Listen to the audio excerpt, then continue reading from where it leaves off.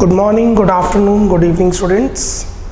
This is lecture number 1 of the chapter depreciation. हम chapter शुरू कर रहे हैं depreciation. थोड़ा टेक्निकल चैप्टर है इनसे बट इम्पॉर्टेंट. मैंने इसे टेक्निकल चैप्टर कंसेप्ट बहुत इजी रहेगा. आपको देखेंगे जब आप सम कर रहे होंगे तो आपको काफ़ी इजी कंसेप्ट लगेगा जब आप नोट कर रहे होंगे. प्रॉब्लम आती है प्रैक्टिस की. जब बच्चे इसमें सम्स करते हैं तो कहीं ना कहीं मिस्टेक्स होती है, मार्जिन ऑफ एरर बहुत ज़्यादा रहता है. तो प्रैक्टिस बहुत ज़्यादा ज़रूरी है इस चैप्टर की. We are starting with depreciation. First chapter theoretical framework. हम पूरा चैप्टर समझेंगे क्या होता है डेप्रिसिएशन, क्यों चार्ज होती है, कैसे चार्ज होती है, and then will start with the numericals. Depreciation किसी भी टेंजिबल एसेट की वैल्यू का कम होना है.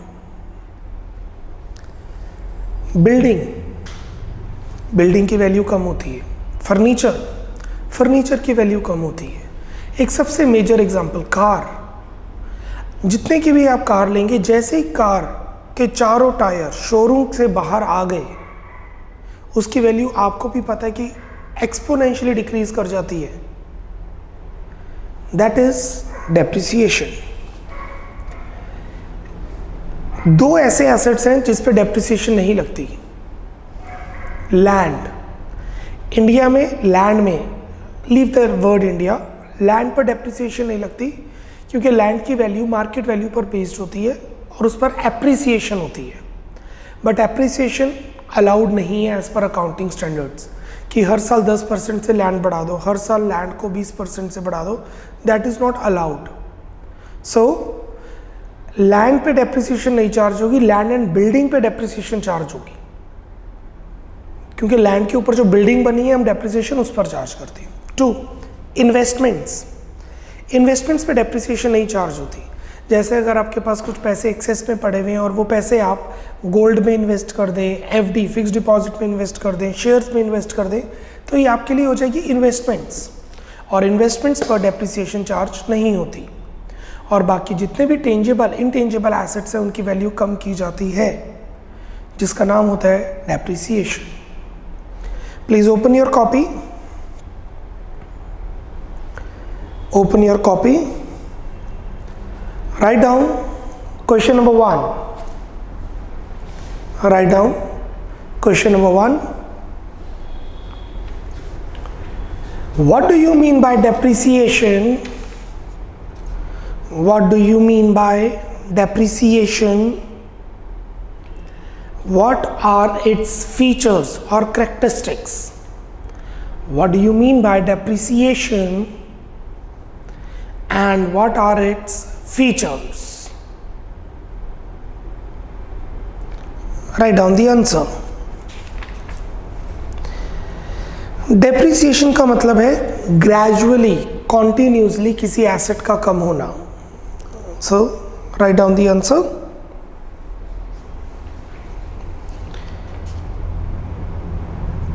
Depreciation is the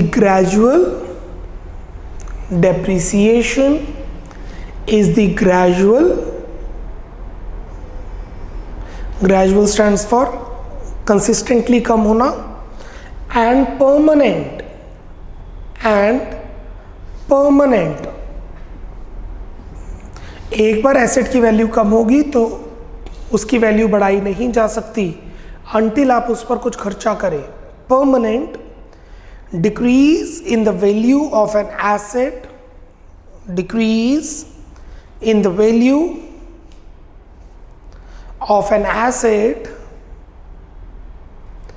due to use or lapse of time. Due to use or hyphen and or slash and lapse of time, LAPSE, lapse of time. Time बीतने की वजह से या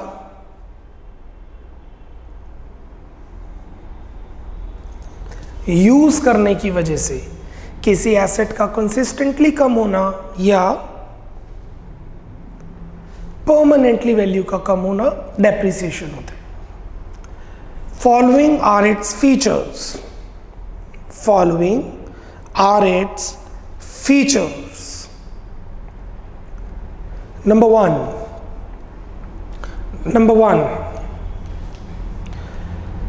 concerns only tangible fixed assets. Following are its features. Number one, concerns only tangible fixed assets. Current assets पे depreciation नहीं लगती, depreciation लगती है नॉन करंट एसेट्स पे। अब नॉन करंट एसेट्स में हमारे पास दो होते हैं, टेंजिबल, इनटेंजिबल। टेंजिबल एसेट्स पे लगती है, इनटेंजिबल पर नहीं। इनटेंजिबल पर अमोर्टाइजेशन लगती है, उस पर भी हम आएंगे। और जो टेंजिबल है उसमें लैंड पर नहीं लगती, इन्वेस्टमेंट जैसे गोल्ड की फॉर्म हो उस पर नहीं लगती। Number two, allocates cost over the useful life of an asset. Number two, allocates cost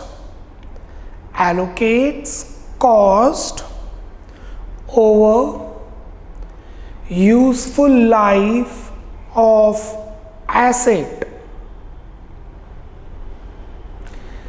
जैसे एसेट 10 इयर्स का है और हमने 10 लाख का एसेट खरीदा। ध्यान दीजिएगा जो मैं समझा रहा हूँ। मैंने एसेट 10 लाख का खरीदा और वो 10 इयर्स काम करेगा, तो हम एवरी ईयर 1 लाख की डेप्रिसिएशन चार्ज करेंगे। फर्स्ट ईयर 1 लाख का खर्चा, 9 लाख का एसेट, 10 लाख का था ना, 9 लाख बैलेंस शीट में शो हो जाएगा एसेट, 1 लाख P&L में शो हो जाएगा एक्सपेंस। नेक्स्ट ईयर 1 लाख का एक्सपेंस, 8 लाख का एसेट, 8 लाख का एसेट बैलेंस शीट में शो हो जाएगा at the end of the year, और 1 लाख का हमें क्या शो हो जाएगा, एसेट एक्सपेंस। और ये प्रोसीजर 10 साल तक चलता रहेगा क्योंकि हमने 10 साल तक एसेट को यूज़ किया है। सो माय पॉइंट इज, जितनी देर आपने एसेट को यूज़ किया, आई रिपीट, जितने साल आपने एसेट को यूज़ किया उतने साल आप उस पर डेप्रिसिएशन चार्ज करेंगे। एलोकेट्स द कॉस्ट, 10 लाख की कैपिटल एक्सपेंडिचर था, उसको 1 लाख के रेवेन्यू एक्सपेंडिचर में डिवाइड कर दिया गया into 10 parts. Number 3, non cash expense. Number 3, non cash expense. ये खर्चा ज़रूर है पर कैश में पे नहीं होता। मैं राम को सैलरी नहीं पे करूंगा, राम पे लेने आ जाएगा, सर जी पैसे दे दो, आउटस्टैंडिंग सैलरी बैलेंस शीट में। मैं रेंट नहीं पे किया, लैंडलॉर्ड आ जाएगा, रेंट दे दो, नहीं पे किया तो बैलेंस शीट में शो हो जाएगा आउटस्टैंडिंग रेंट। डेप्रिसिएशन कोई बंदा लेने नहीं आएगा कि भाई डेप्रिसिएशन के कैश में पे कर दो। डेप्रिसिएशन एक नॉन कैश एक्सपेंस है। क्यों? हमने 10 लाख की मशीन खरीदी, 10 लाख का कैश एक ही बार चला गया, उसे 10 ईयर यूज़ करना है, तो 10 lakh divided by 10, every year हम 1 लाख का एक्सपेंस शो करेंगे।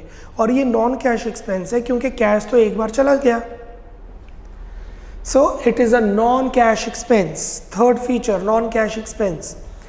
इसी वजह से आउटस्टैंडिंग डेप्रिसिएशन नाम की कोई चीज़ नहीं होती।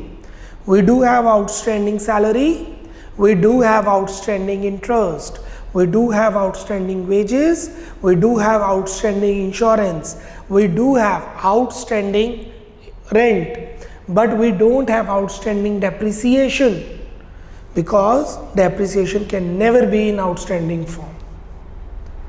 It is a non-cash expense. Number 4, continuous process. Number 4, continuous process. What is a continuous process? एक बार डेप्रिसिएशन चार्ज कर दी तो सेकेंड ईयर नहीं चार्ज करेंगे, थर्ड ईयर कर दी, फोर्थ ईयर नहीं, ऐसा नहीं होता है।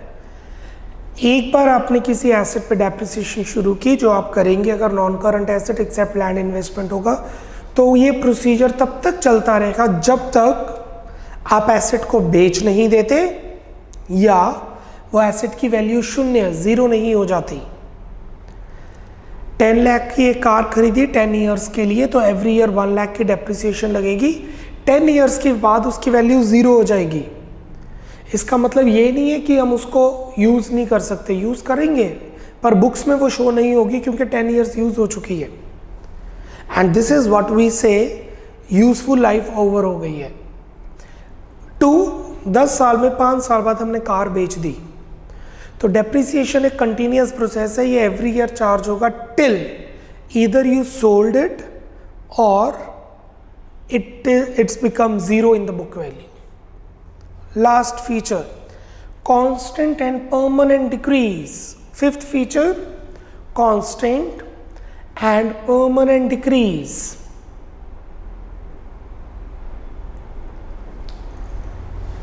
वैल्यू कम कॉन्टिन्यूसली होगी, कॉन्स्टेंटली होगी और परमानेंटली होगी। These are the features of the depreciation. Giving you around 30 seconds. एक बार डेफिनेशन पढ़िए और उसके फीचर्स पढ़िए, then we'll move it further.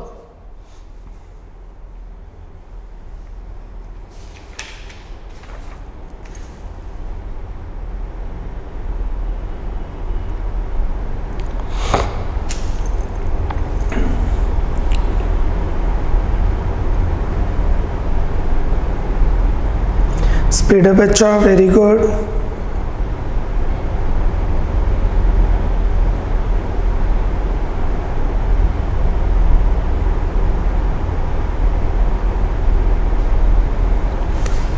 चलिए moving on, next question, what is the need और objectives for providing depreciation? What is the need or objectives for providing depreciation? Depreciation क्यों charge की जाती है, क्या ज़रूरत है उसे चार्ज करने की? What is the reason we charge depreciation? कोई पर्सन बंदा थोड़ा आएगा पैसे लेने के लिए, तो अपने प्रॉफिट क्यों कम करने हैं? There are 6 reasons for charging the depreciation. Write down all the 6 reasons one by one. First, ascertainment of true cost of production. Ascertainment of true cost of production. देखिए, हम रॉ मटेरियल से finished goods बना रहे हैं। From raw material we are making finished goods. Salary पे की, डाल दी, wages पे किया, डाल दिया, रेंट पे किया, डाल दिया, मशीनरी यूज़ की, उसका खर्चा तो डाला ही नहीं। इसीलिए मशीनरी की डेप्रिसिएशन को खर्चा माना जाता है, क्योंकि हमें पता लगेगा कि वो प्रोडक्ट कितने का तैयार हो रहा है, और जब पता लगेगा हम उसमें प्रॉफिट ऐड करके उसे मार्केट में बेच पाएंगे। सो किसी भी कमोडिटी की एक्चुअल कॉस्ट कंप्यूट करने के लिए हमें उस प्रोडक्ट को बनाने के लिए जो मशीनरी यूज़ हो रही है उसकी डेप्रिसिएशन कंसीडर करनी होती है। Number 2, reduction in income tax और tax. Reduction in tax, depreciation एक खर्चा है।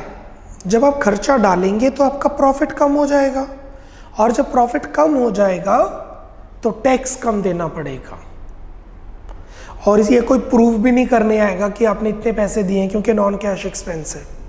So depreciation is an expense, it reduces the profit and hence less tax is to be paid on that profits. अब ये नहीं सोचना फिर डेप्रिसिएशन जितनी मर्जी चार्ज कर लो, ऐसा नहीं होता। You can not charge depreciation as you wish to. As per law method mention होता है कि इस कैटेगरी ऑफ एसेट पर इस मेथड से डेप्रिसिएशन लगेगी और इस रेट पर डेप्रिसिएशन लगेगी।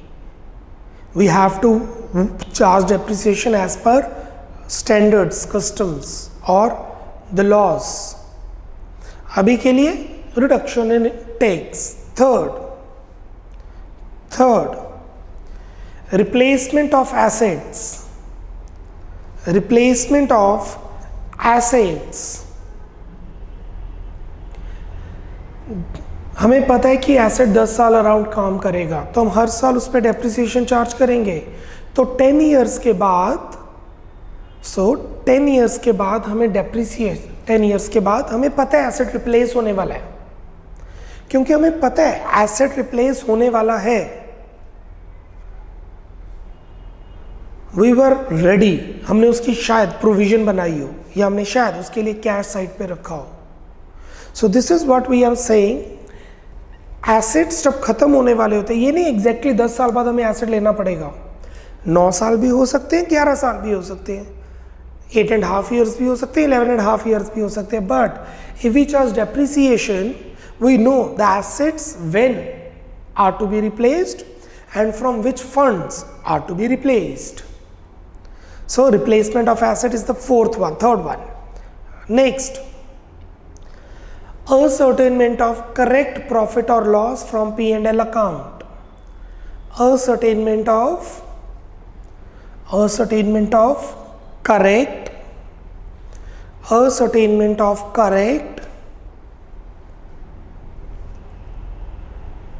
profit or loss from P&L account. सही डेप्रिसिएशन चार्ज करने से हमें सही प्रॉफिट्स पता लगते हैं।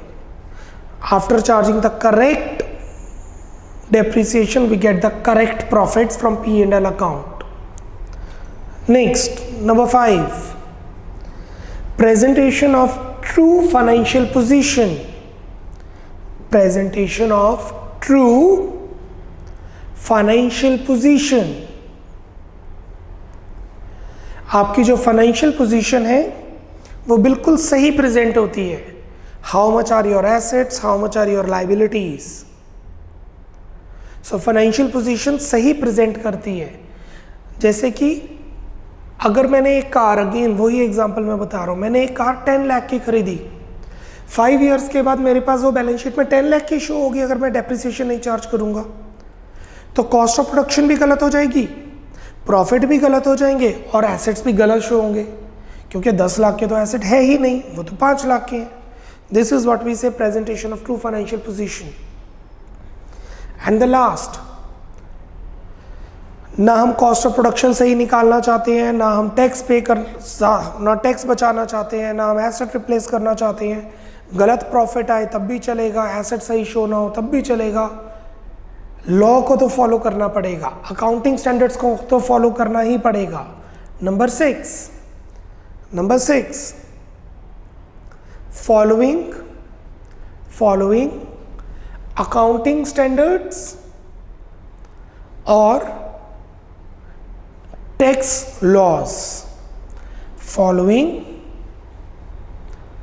अकाउंटिंग स्टैंडर्ड्स और टैक्स लॉज कि आपको इतनी ऐसे कैटेगरी ऑफ एसेट पे इतनी डेप्रिसिएशन चार्ज करनी चाहिए।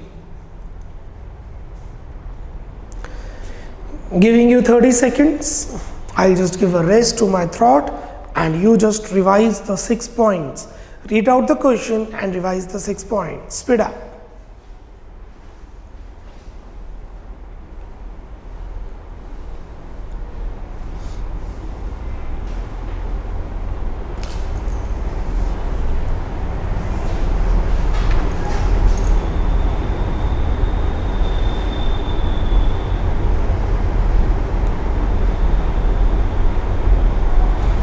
चलिए, moving on. Next write down,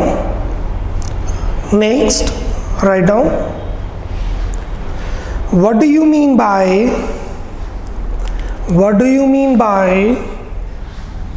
4 mark का क्वेश्चन इट इज, तो मैं 4 पॉइंट्स लिखवा रहा हूं आपको। First,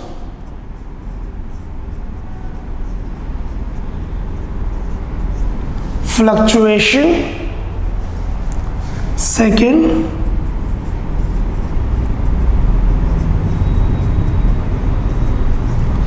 amortization, third,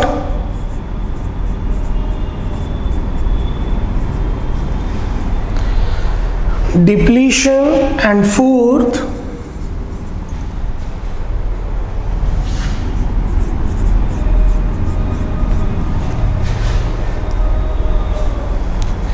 ऑब्सीलियंस। ये चारों डेप्रिसिएशन से मिलती जुलती चीजें हैं बट डेप्रिसिएशन नहीं है। दीज आर फोर थिंग्स जो डेप्रिसिएशन से मिलती जुलती चीजें हैं बट डेप्रिसिएशन नहीं है। और हमने इन चारों के मीनिंग लिखने हैं। What do you mean by this this this and this? First, fluctuation. किसी भी वैल्यू की, किसी भी एसेट की वैल्यू कम ज़्यादा होना, कॉन्स्टेंटली कम नहीं हो रही। Gold is the example, land is the example, इसीलिए इन पर डेप्रिसिएशन नहीं लगती। Investment is the example, equity market में हमने शेयर्स में इन्वेस्ट किया इज द एग्जाम्पल। इनमें लगती होती है फ्लक्चुएशन, कॉन्स्टेंटली और परमानेंटली डिक्रीज नहीं करता, इसलिए हम इन पर डेप्रिसिएशन चार्ज नहीं करते। Write down.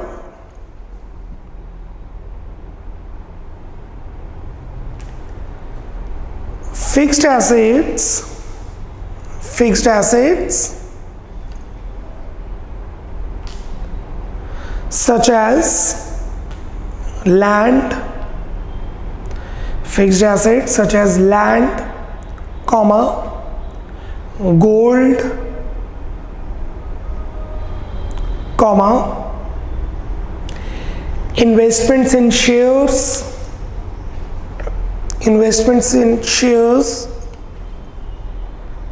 etc.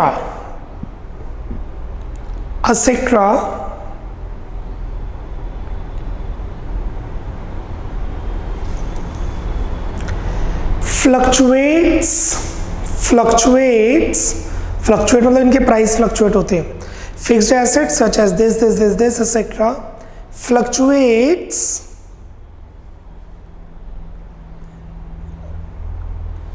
On daily basis,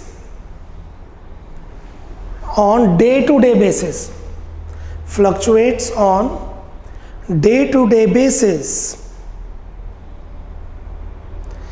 and hence this increase or decrease, and hence this increase or decrease will not be recorded in the books of accounts, will not be recorded in the books of accounts as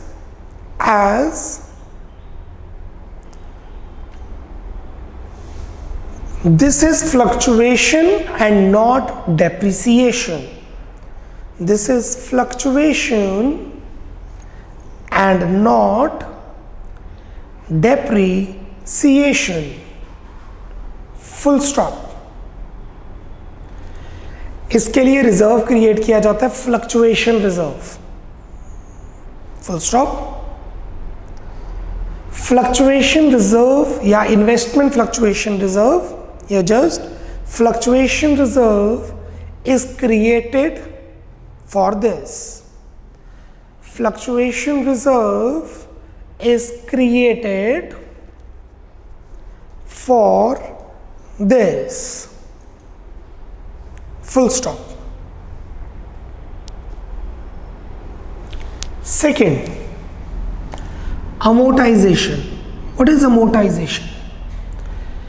किसी भी intangible asset का कम होना या किसी fictitious asset का कम होना। मैंने किसी और का बिजनेस टेक ओवर किया, मतलब मैंने उसकी गुडविल टेक ओवर की। अब क्या मैं उसके नाम पर ही बिजनेस चलाता रहूँगा? नहीं, 5 साल बाद मेरा अपना नाम बनेगा। तो जो गुडविल मैंने खरीदी है वो 5 इयर्स में राइट ऑफ की जाएगी, intangible asset. Second example, patents, trademarks.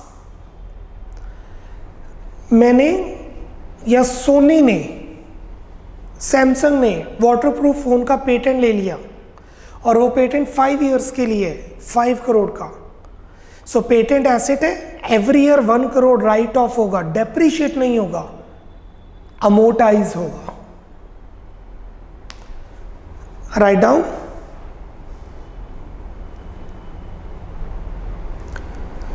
Sometimes the intangible assets, sometimes the intangible or fictitious assets, sometimes the intangible or fictitious assets such as trademarks, patents, goodwill, advertisement suspense, etc. Advertisement suspense, advertisement expenditure, etc. are written off gradually, are written off OFF, return मतलब काटना, कम करना, written off gradually, full stop. This process is called amortization. This process is called amortization. आगे बढ़ते हैं। This depletion. There are mining rights, जैसे कि gold mine, lead mine, जो natural resources होते हैं। हमारे पास माइनिंग राइट होता है कि आप 10 साल तक इस माइन से सामान निकाल सकते हैं। कोल माइन, मेरी कंपनी के पास, my company has the mining right. What is the mining right? कि मैं सामान माइन करूंगा, और जब माइन, दैट मीन्स जब कोल खत्म होने वाला होगा तो वो एसेट की वैल्यू 0 हो जाएगी, और वो जो कट होगा, कोल कम होता रहेगा, दैट इज कॉल्ड डिप्लीशन। जैसे जैसे कोल माइन से निकाले जाएगा, निकालते रहेंगे, जो माइन की वैल्यू है वो कम होती रहेगी। This is nothing but the depletion. The term is used to express the term is used to express the decrease in the value of mines, decrease in the value of mines, comma, oil wells, etc. due to their use, full stop. When minerals are extracted from the mines, when minerals are extracted from the mines, comma, their mineral value gets exhausted. Their mineral value gets exhausted. Full stop. Such a gradual exhaustion of asset, such a gradual exhaustion of assets is called depletion, is called depletion. Last, fourth, obsolescence. What is this? अगर आप कोई machine use कर रहे हैं but वो outdated हो जाए, आपने सोचा था ये मशीन 10 इयर्स काम करेगी और 5 इयर्स के बाद कोई नई टेक्नोलॉजी आ जाती है और वो जो न्यू टेक्नोलॉजी है वो आपकी मशीन की यूसेज ज़ीरो कर देती है। This is ऑब्सीलियंस। बेटर रहेगा कि अब हम इसको बेच दें और नई टेक्नोलॉजी में आ जाएं। ऑब्सीलियंस स्टैंड्स फॉर कोई भी फिक्स्ड एसेट आउटडेटेड हो जाए, वर्किंग कंडीशन में रह सकता है और वर्किंग कंडीशन में है बट उसको यूज करना इतना बेनिफिशियल नहीं रहेगा। Write down. Sometimes there are old machines or assets. Sometimes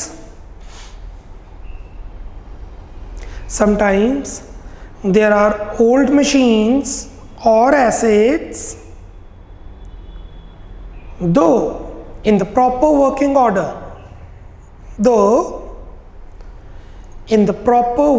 order, comma,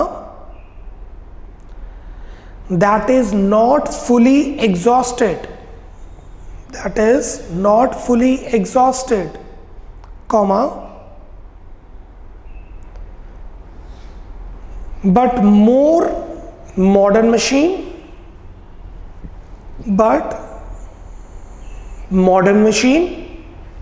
or improved technology may come in the market, or improved technology may come in the market. Full stop. Therefore, comma,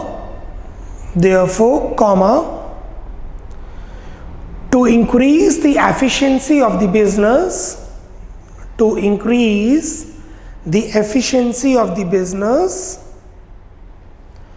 or to survive in the competitive market, comma,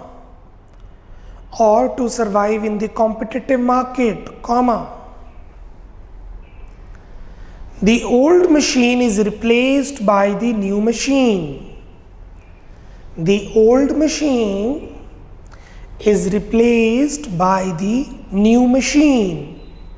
Comma, which is termed as obsolescence of old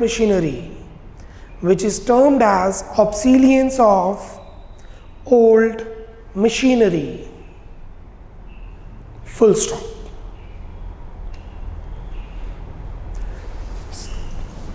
acid का कम ज़्यादा होना like gold, patents का कम होना amortisation, mines की value कम होना क्योंकि minerals निकाले जा रहे हैं डिप्लीशन, मशीनरी की बुक वैल्यू शो होना बट वर्किंग ऑर्डर में होने के बावजूद एसेट को बेच देना क्योंकि हम सरवाइव करना चाह रहे हैं कॉम्पिटिटिव मार्केट में या अपने बिजनेस का स्केल बढ़ाना चाहते हैं क्योंकि टेक्नोलॉजी मार्केट में चेंज हो गई है, इंप्रूव हो गई है। ऑब्सोलियंस।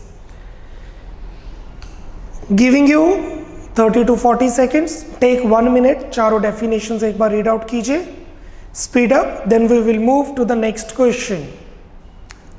Take your time, 1 minute, not more than that.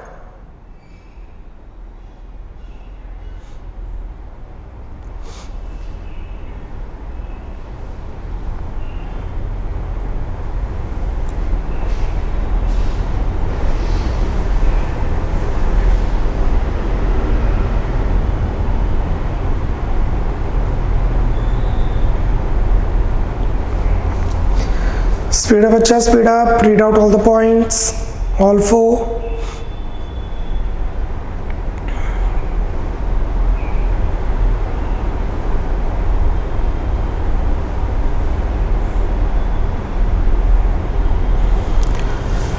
Let's move to the last question और इससे हमारा थ्योरेटिकल फ्रेमवर्क कंप्लीट हो जाएगा। डेप्रिसिएशन होती क्या है, क्यों चार्ज करते हैं।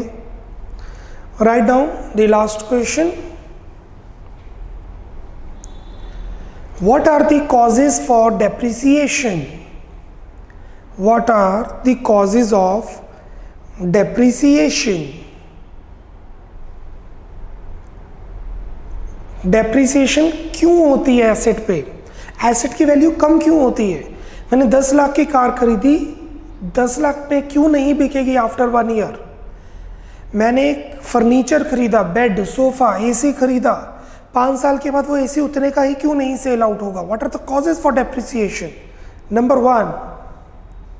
Number one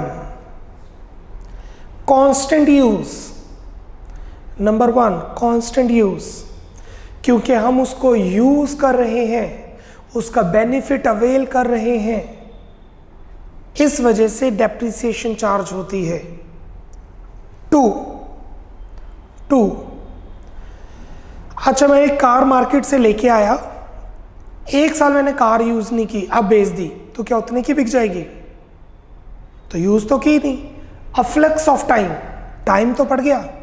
number 2 afflux of time,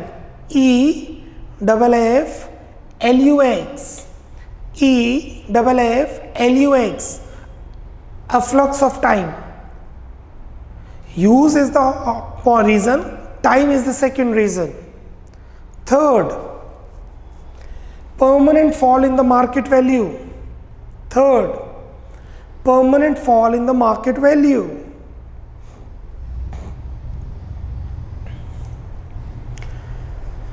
जैसे ही टच स्क्रीन फोन आए, कीपैड वाले फोन्स की वैल्यू परमानेंट कम होगी।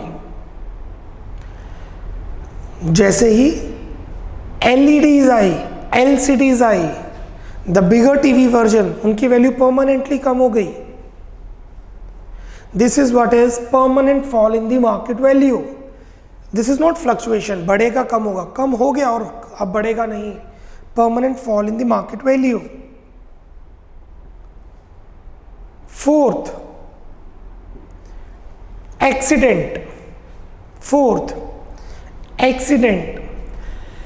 एसेट्स कई बार एक्सीडेंट सफर करते हैं जिससे वो डैमेज हो जाते हैं।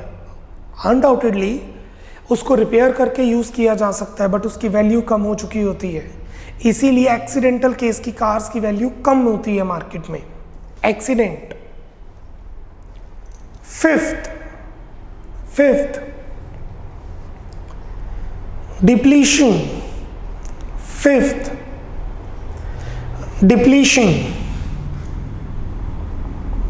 Sixth, obsolescence. Fifth depletion, sixth ऑब्सीलियंस।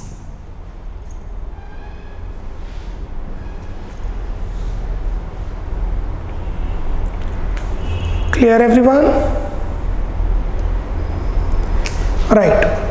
Now just 2 minutes, आपको मैं एक्सप्लेन कर रहा हूं। देखिए,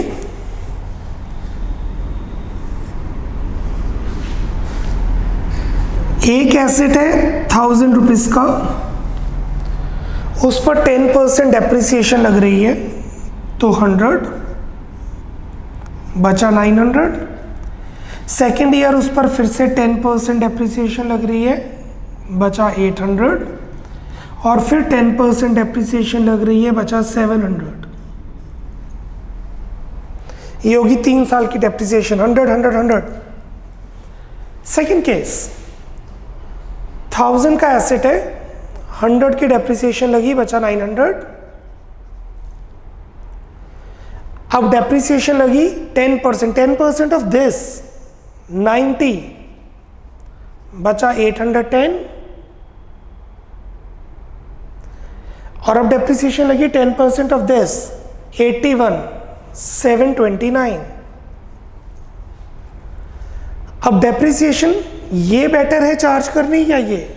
यहां पे हम चार्ज कर रहे हैं 10% ऑफ ओरिजिनल कॉस्ट, और यहां चार्ज कर रहे हैं 10% ऑफ रिमेनिंग वैल्यू। दोनों मेथड सही हैं। There are 7 to 9 methods for charging depreciation. हम स्टडी करेंगे 2, straight line method, original cost method, and written down value. जो वैल्यू बच रही है उस पर डेप्रिसिएशन चार्ज करना। And will be starting the practical portion from lecture 2। This method we will apply, that is straight line method, and both methods are cool, both methods are okay. Depends, law क्या allowed करता है, कौन से categories of asset पे ये charge होगा और कौन सी कैटेगरी ऑफ एसेट्स पे ये चार्ज होगा.